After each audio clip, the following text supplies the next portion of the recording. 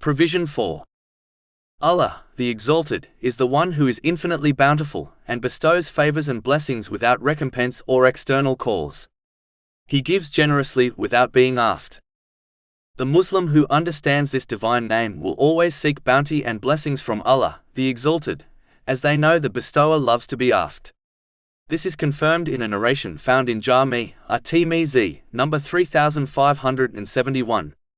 But it is important to note, the one who seeks bounty from the bestower should know it is not gained through his disobedience.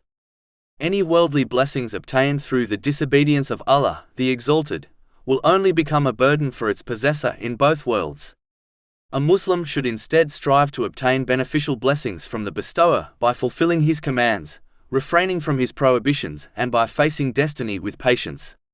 When a Muslim truly understands that all blessings have been given by the bestower, they will show true gratitude to him. This is when one uses all the blessings they possess according to the pleasure of Allah, the Exalted. This leads to an increase in blessings.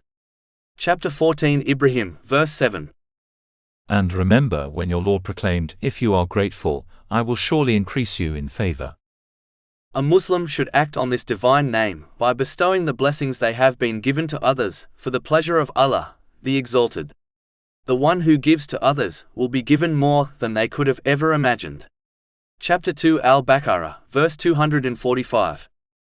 Who is it that would loan Allah a goodly loan, so he may multiply it for him many times over? And it is Allah who withholds and grants abundance, and to him you will be returned.